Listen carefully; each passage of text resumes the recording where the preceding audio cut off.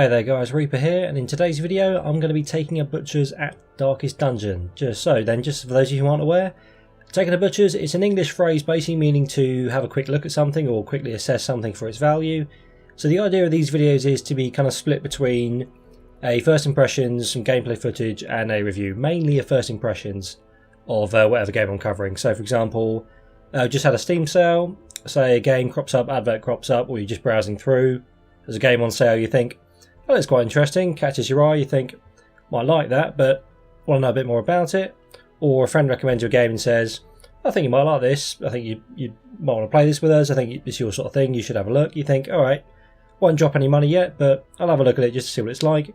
These are kind of the videos for you. So basically the idea is, once the game's caught your eye, you watch the video from the start. I cover everything, sort of gameplay mechanics, footage of the gameplay so you can see how it actually operates when you're playing it.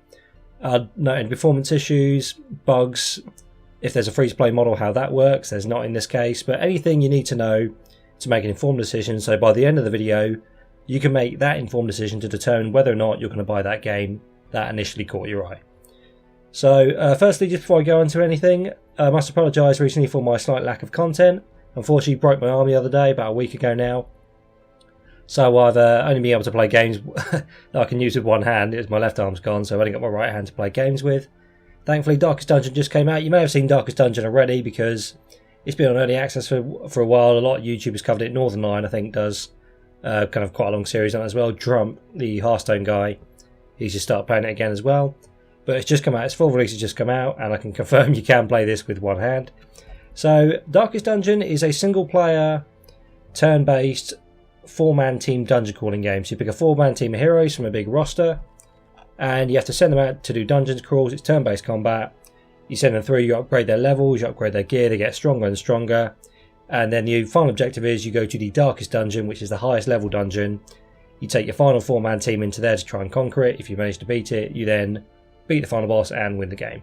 It's a fairly simple concept. So one of the interesting concepts is if I just click on Embark. So basically what you do, you click on Embark and you then pick, there's the Darkest Dungeon there. Obviously I'm too low level at the moment to go into that.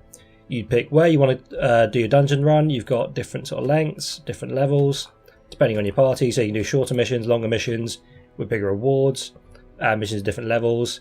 And the different areas have different enemies that are, say, more resistant to certain types of attacks, or weaker to certain types of attacks, or just kind of different styles of enemies in each of these 4 zones. You've got the Warrens, the Ruins, the Cove, or the Weald. And occasionally you'll have boss fights and kind of mini boss fights in these areas. When you pick your team, this isn't just a list of 4 people. You pick a 4-man team, as I said, but these 4 positions are very important. Basically, your position within the party is going to determine essentially what role you've got and what abilities you're going to be able to use. If I just quickly go back, if I just I'm just going to bring up Ranald just for a good example. This is my Crusader. It's kind of one of the first characters you get is Crusader. Basically, he's the stereotypical sort of tanky role, high damage, frontline combat, not many status effects, just kind of sits at the front, hits stuff at the front.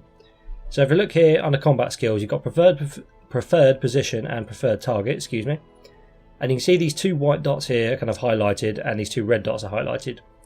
Basically that means based on the skills he's got, he is going to want to be in either of the front 2 positions. So there's position 1, position 2, position 3 and position 4. These are the white dots. So these 2 big white dots suggest that he's going to want to be either in the first or second position.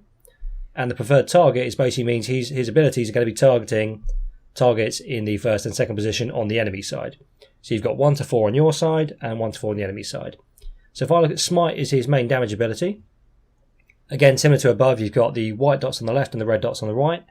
The 2 white dots on the left show that I can use this ability if my Crusader is standing in the first position or the second position of the party.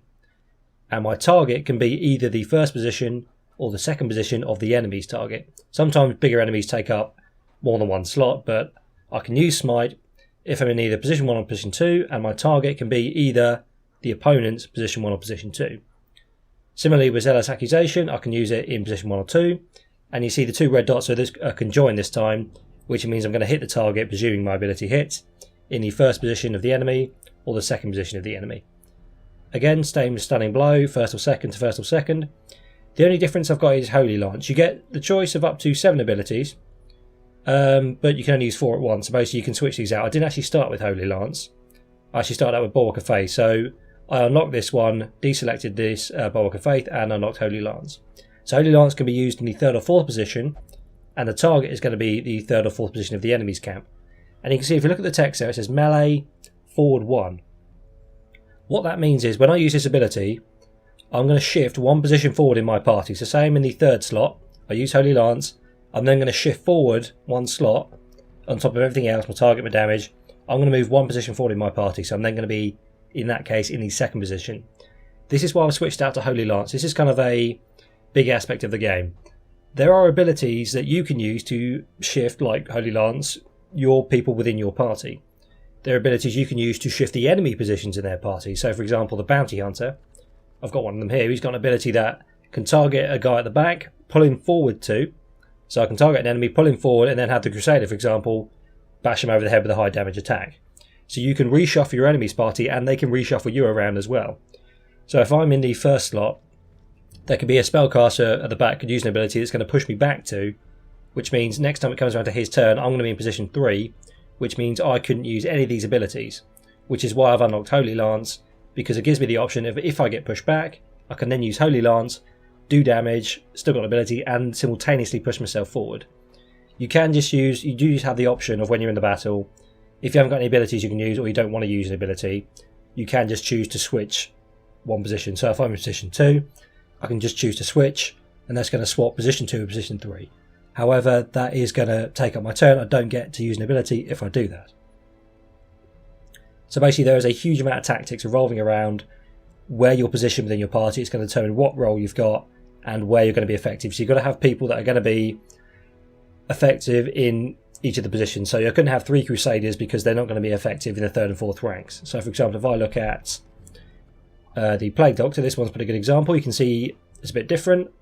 The 2 at the back are actually highlighted white, so he's going to want to be in the 3rd or 4th position. And his preferred target, slightly less sort of highlighted because of the abilities I've chosen. Again, you can switch out any of these abilities. You can only have 4 at a time though. And his target is generally going to be towards the back. So for example, Plague Grenade is a really good ability. I can only use it in the 3rd or 4th slot. And my target, you can see the 2 conjoined dots, are going to be the 3rd and 4th. So he's going to be sitting in the back, and he can also target guys at the back as well. His only kind of front target ability is Noxious Blast, but again, I can't use this if I get pulled to the front rank. So if my Plague Doctor gets pulled to the front, I can't use Noxious Blast, I can't use Plague Grenade, can't use Blinding Gas, and I can't use Battlefield Medicine. So basically, position is incredibly important. You need to have guys, you need to have a 4-man team every time you go out that's going to have a person who's going to be effective in every position. You need someone who's effective in position 1, 2, 3, and 4, and you're going to need to make sure you've got enough abilities that you're going to be able to target all of the enemy team as well. Because even if you've got people that are good in whatever spot, you need to make sure you've got abilities that can target every spot as well. Otherwise, you're going to be cycling through your guys before you can kill that one guy sitting at the back. So, I think that explains that fairly well. Another kind of major aspect of the game is stress. If you look at a character, the sort of little stress bar here, it says stress 17 out of 200. Basically, when you're on missions, your enemy's also going to have attacks that build up your stress. As you go through a dungeon, you're slowly going to build up your stress meter. It's just going to sort of trickle up. A lot of enemies will have abilities that do very low physical damage or do no physical damage, as in health damage, but will do stress damage. It's basically going to fill up your stress bar. What that means is this stress bar doesn't go down once you finish that dungeon, presuming obviously that you do make it and not everyone dies. So for example, if I look at Dudley here, just went on a mission. They've also picked up a disease, which can also be negative. You have to get rid of those if you can. She's got 3 bars here full of stress. If that bar during the mission got to the top, the stress bar fills up. They then have a mental breakdown during the dungeon, which basically means 90% of the time their stats are going to drop. They could miss their turn. They could change their position with the party without you wanting them to. They could automatically just change it around. It's going to make a huge mess of their party if that stress bar hits full. Also, once it does, that's also going to stress out the rest of your team, which is then going to cause them potentially again to have mental breakdowns if their stress bar reaches full. So a big part of the game is keeping that stress as low as possible. As I say, she's just been on a mission, she's picked up a little bit of stress, but that stress does not go down at the end of the mission. What you have to do to reduce this is put them on stress relieving activities. So for example, you've got the tavern, you've got the bar so you can drink, gamble or go to the brothel. And you've also got the Abbey, in which you can meditate, pray, or flagellate, and also the caretaker is going to get in the way, so you can't always do all of them. So he's fucking irritating. Excuse my French. So basically, to reduce the stress, you're going to have to put them in either of these activities. So, for example, Dudley here, annoyingly, due to these quirks, has just picked up Flagellant. This was just randomly, they're going to pick up positive and negative quirks as they go through missions. They've just picked up a perk which says, in town for stress relief, they can only flagellate. Unfortunately, flagellate is just this one, and the caretaker happens to be in the way of it. So I either have to upgrade this, which thankfully I can. Oh no, it doesn't work. Oh well, I've only actually pressed the wrong button there. So you can upgrade these to increase the number of slots you've got. But unfortunately, the caretaker's using that, so at the moment I can't reduce her stress.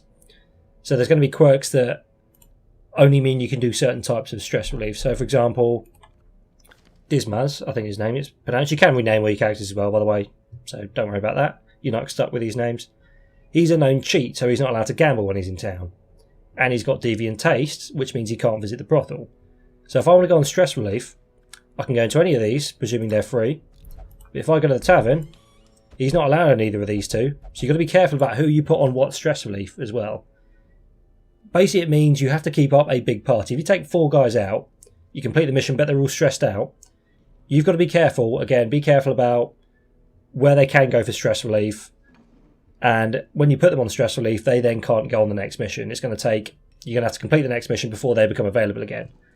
So if I put Dismas in the bar, I'm just going to do that. That's by the time I finish my next mission, his stress is going to go down, but he is now locked into that activity. I can't, unless I cancel that, it's going to cost a bit of money.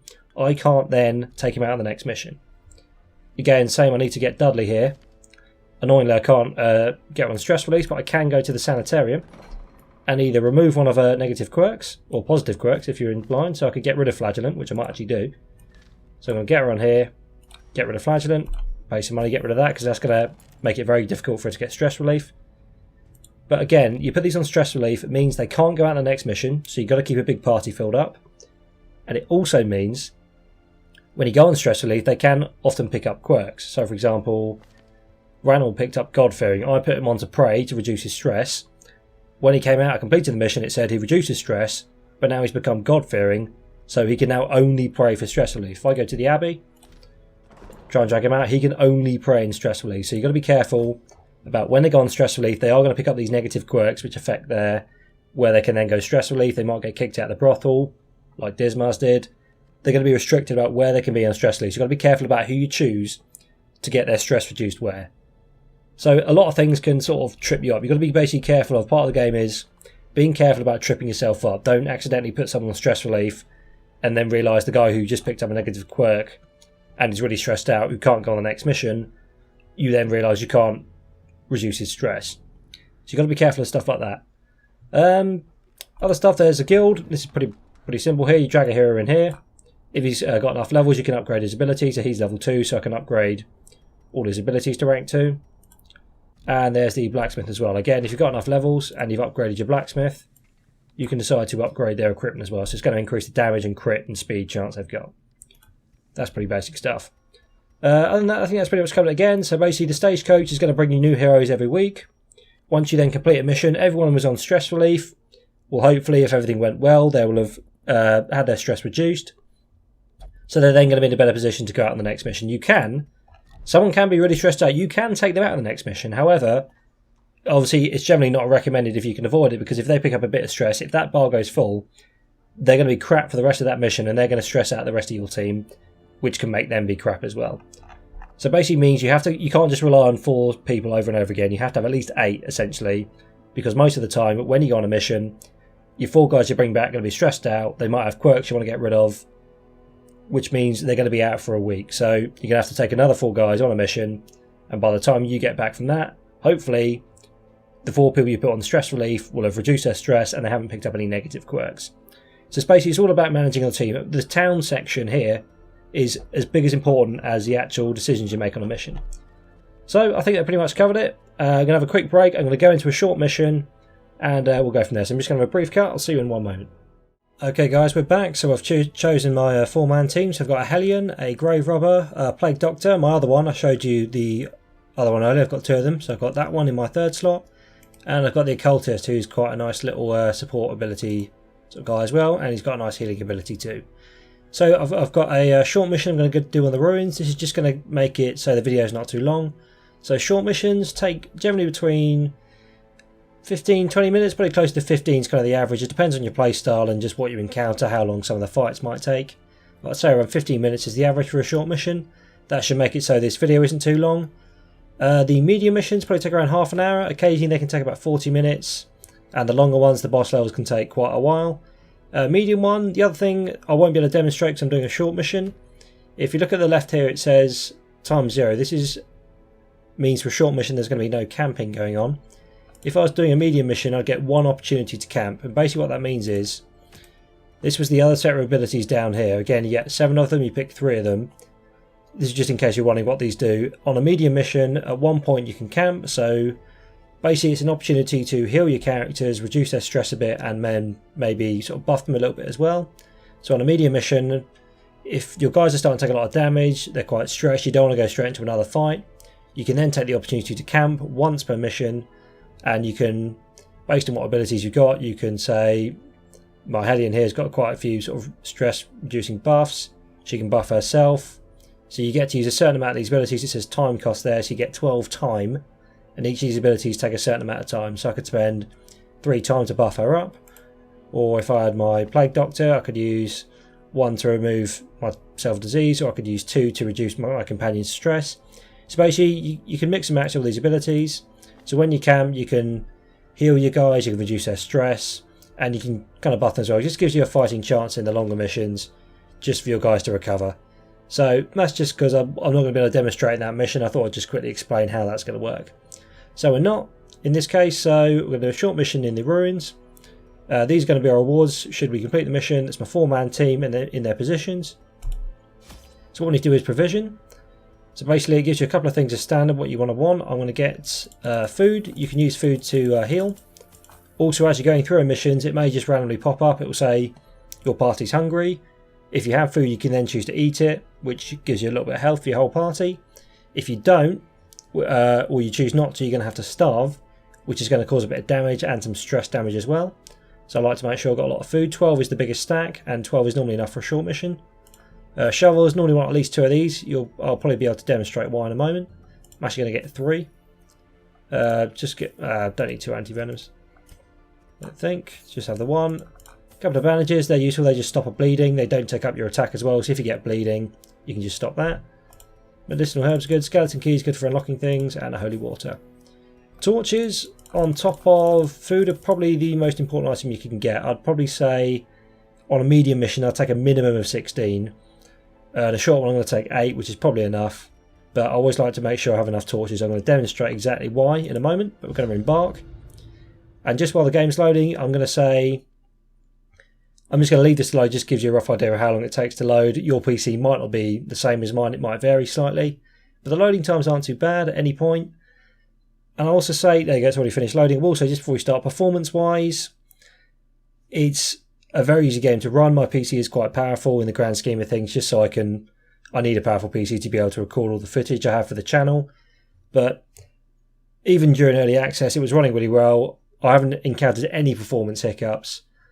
I can't speak for a lot of low-level PCs, but it's quite an easy game to run. The download just for the game is pretty short, but performance-wise, had no issues. Again, bugs, I genuinely don't think I've encountered a single bug. Certainly nothing that I've even remembered. It's a pretty smooth game, just because it's a small download size. It's not, because it's a turn-based indie game. There's not a lot to go wrong. Essentially, it's smooth to run, and bug-wise, because it's quite a basic combat system, it runs really nicely. I'm just going to let him finish his monologue. Okay, so this is the map you get in the bottom right hand corner. So I've currently got the map open there, so if I go to that, I open my inventory, show all my stuff. So this is my map. So basically in this mission I've got to explore 90% of the rooms. I've got to explore all but one of the rooms. This is the map. So you start in a room and then you go through a hallway which you'll traverse through, and you'll get to another room which could have an encounter or treasure or whatnot in it. So we're going to start moving along. I'm going to go to this room. So you're going to encounter stuff. First thing I encountered was an unburned torch. We'll take that. So you can basically... now. She's opened up. And she's managed to get a map that should scout the area. So that's going to scout the area for us, which is nice, so we know what's coming up. So we know in both of these hallways there's traps. And because we've scouted those traps, we can now have the opportunity to disarm them.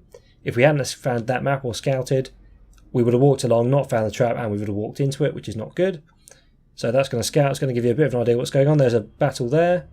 We can choose to go up there, see this room, and go through that battle, or we can choose to avoid it. Basically what happened there, she's got the Kleptomaniac perk, which means she's prone to stealing items. I went up to there. Normally you get the option of just opening that, but because she's a Kleptomaniac, you saw the little icon come up, and she goes, nope, I'm having that. Other thing I'll demonstrate, I'm just going to go back slightly, so you can go forward and back. You don't have to keep going forward. If you miss something, you can just go back. It's a bit of a weird camera effect. Up here, the torch. Currently got radiant light. So you can see it's plus scouting, plus sponsor surprise. Scouting is what you saw there where we found that map. Basically, when you go into a new room, if you've got a lot of light, you've got the best chance of scouting automatically what's ahead of you. So if we hadn't scouted this and found the map, I could have gone into this room and had a chance, because I've got a lot of light going on, that we would have scouted the area ahead. On top of that, you're more likely to surprise monsters. So if I went into this room with full light, I've got the best chance of surprising monsters, which means if they get surprised, I get a free round of attacks, which is really nice. And basically, as this light dips, it's going to start having different effects. So I'm just going to back up. Come on, where's it going? So we'll just go in here and just see it's gone down to dim light now. No monsters here. But basically what it is, because the light's gone down to dim, I've got less chance of scouting, less chance of surprising monsters, and it means I'm going to be taking more stress damage, as I was talking about earlier. So if someone hits me with a stress-based attack, I'm going to take more damage. So that's why I brought all these torches. Going to burn one of my torches, and that's going to put the light back up. So basically, the lower the light gets, you've got less chance of scouting, less chance of surprising your enemies. But if the light gets really low, as a counter to that, you get a higher chance of landing critical hits, and you get better loot. So it's kind of a risk thing. So if the light gets low, the enemy's got a bigger chance of surprising you as opposed to you surprising them, which is going to give them a free round of attacks. And that can also scatter your party around, which is really nasty. You don't want that. It's going to mean you take more damage. You're going to take a lot more stress damage. However, you can weigh up with that with the risk of the fact that you're going to get better loot and you've got a better chance of getting crits. So you can let the light drop really low and take the risky option. However, that could lead to you getting a crap ton of stress damage, which you don't want. So I think what most players do is to, whenever you go into a room, I want above 75% light. So we've got radiant light. So I'm currently at 95. If it's above 75, you get radiant light. You've got best chance of scouting, which means you know what's coming up.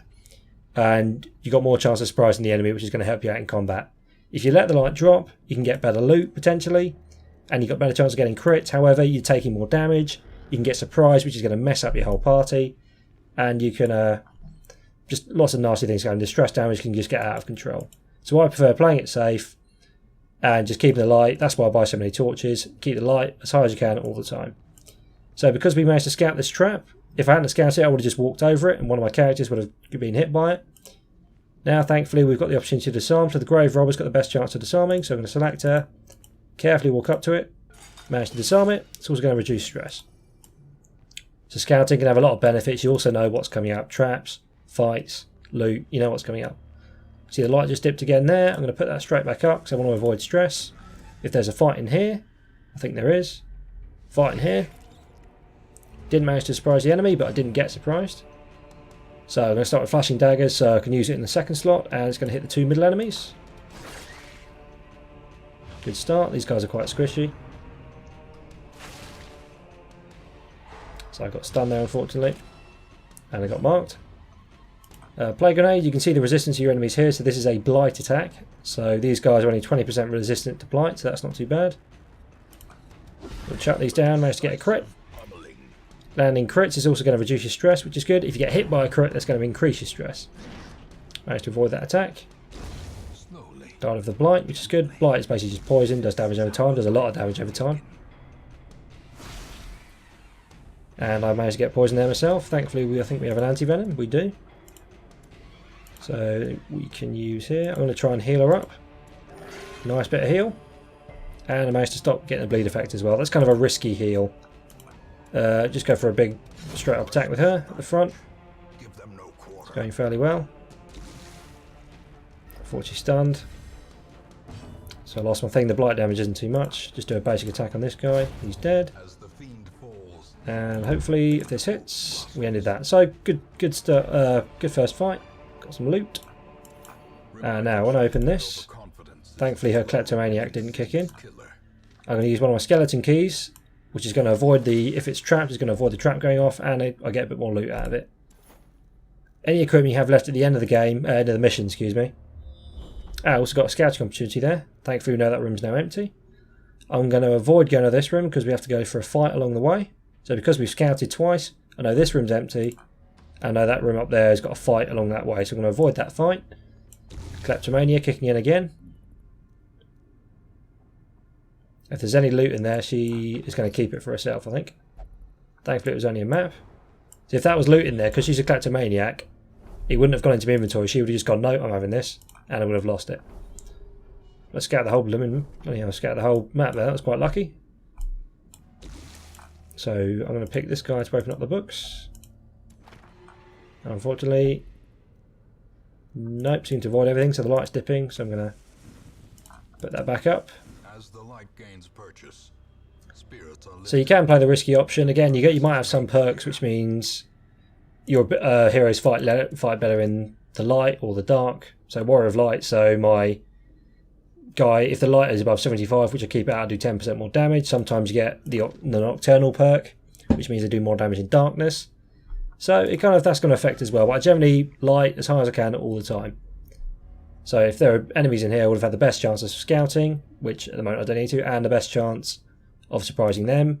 And keeping the light up is going to stop you getting surprised and stop you taking too much stress damage. However, if you're feeling a bit ballsy, you can drop the light, try and get more loot. You might be lucky with your crits. Again, we've managed to scout out a trap. Don't want to walk into it. She can hopefully disarm it again. 90%. Got that. So it's all about the game is all about weighing up your risk, weighing up your options, making sure you make the best decision before you get to a fight, as opposed to getting there. So I'm going to have to scout all of these because I avoided this room. So I've got to scout 90% of rooms. So I'm going to have to go for this fight here. Again, I've scouted. I know there's a fight. I can use that torch, make sure I've got maximum light before I get to this fight. Didn't manage to surprise him, but I didn't get surprised, so good. Okay, let's use Incision for a bleed. Sounds good. Flashing daggers, good on the middle two targets.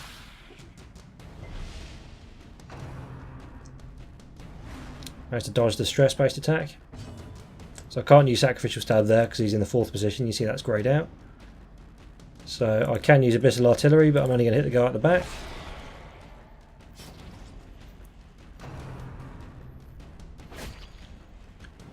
And managed to resist the bleed and the debuff, that's good. I haven't actually landed a crit yet. I'm going to use Breakthrough because they're all on low health. 2 down. Does give a little debuff, but this round's about to end, so that's fine. Throwing dagger. Their formation is broken. Maintain the offensive. Always good news. I can actually use my medicinal herbs to get rid of that debuff, I think. Always good. And got full light.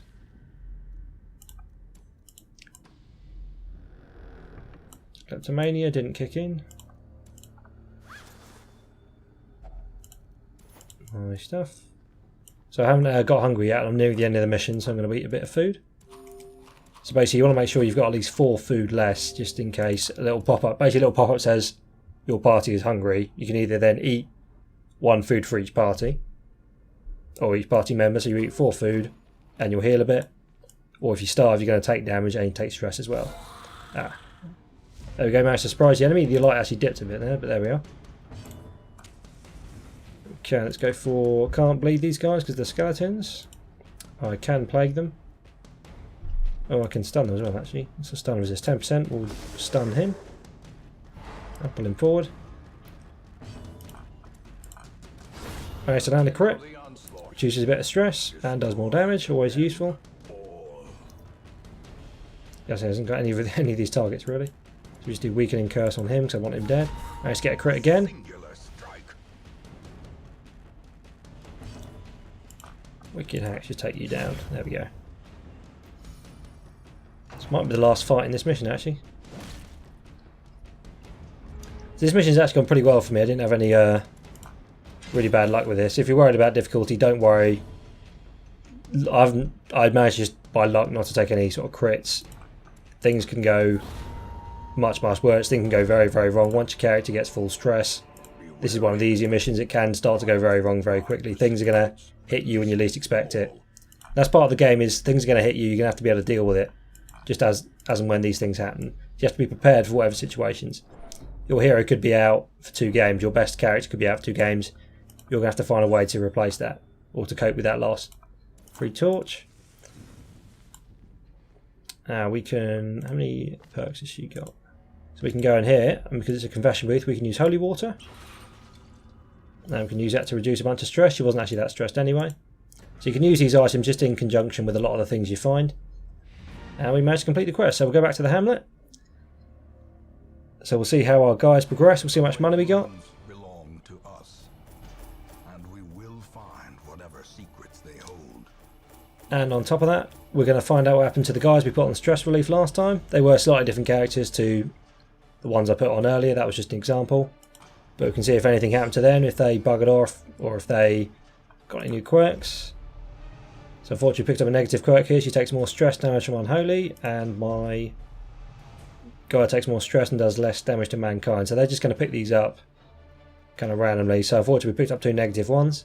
So if we want, we can, instead of putting them in stress relief because they didn't get much stress, we can just put them straight into the sanatorium and hopefully try and remove these. Let's return to town, just on a quick loading screen. So, oh, here we go, we're loaded already. So I put my... talking. There we go. So I put him in the Abbey. He prayed, recovered all his stress, didn't get any negative quirks, and I put my bounty hunter, went for a few drinks, and he recovered his stress, but no negatives to him either. So we covered. They won't recover full stress necessarily. It kind of, some characters will get better stress reduction in certain areas. If you've got full stress, you might necessarily go down to none. It depends how much you've upgraded certain areas. So managed to get these 2 guys back, and that is pretty much a summary of everything I can think of. Other than that, as I say, performance-wise, really nice. No major bugs. I think it's just a very well put together game. It's had good critical reception from critics and from players as well. It's a really simple design. The sort of stress mechanics and the perk mechanics are quite cool. Just the fact that you have to manage your kind of your sort of town management, your upgrades, and your sort of party choices matter, and your stress relief matters as much as kind of your actual combat decisions, which is kind of a really nice touch. It's really well put together. I'm having a great time with it. Again, recently, as I say, since I broke my arm, I've been playing this quite a lot. I just got back into it. So it's just come out on Steam. The 4 release is now out on Steam. It's not on early access anymore. It's really good value. It's been on sale a couple of times anyway. Even then, I'd say it's good enough. I don't think you should have to wait for a sale to come along. If a sale does come along and this thing goes on it, I would pick it up as soon as you can, because it's only about 15-20 quid anyway. If it goes on sale, often it'll be down less than a tenner. So I think it's an absolute bargain. And if I click in bar, the Darkest Dungeon is a level 6 dungeon. If I go back, I've been playing this for I'd say at least 10-12 hours now. I've got quite a few guys. I've only got one guy to level 3, let alone level 6. So the amount of content and sort of character this game has, just for what it costs, I think it is really good fun. So I'm having an amazing time. I'd recommend anyone to pick this up. It's a great little turn-based RPG. Again, even if you don't have to play it, it's a sort of game you can play for hours on end, but even then if you don't want to, you can just say, I'll go in, do a short mission, see how my guys have done, and then you just keep going from there. You will lose guys occasionally, some things will go wrong, but it's all about coping with how it works. You've got to keep a big party, keep training them up, keep running through missions, they'll get better. And it's just so much fun. There's so much characters to this game. I love the art style. And I think I'll just leave that. It's great fun. Please pick it up on Steam if you think you might like this. I don't think you'd be disappointed. And if a sale comes along and you haven't picked it up, I'd pick it up then while it's on sale, because it's just so much fun. Anyway, went on a bit longer than I wanted to there, but thank you very much, guys, for watching. If you have any more questions about the game, anything I might have missed, anything I haven't covered, please ask in the comments. I've got the channel small enough. If I get a comment with any sort of serious question, I can answer it, no problem. Any other just things you might want to know about I might not have covered, please let me know. Other than that, thanks very much, guys, for watching, and I'll see you next time.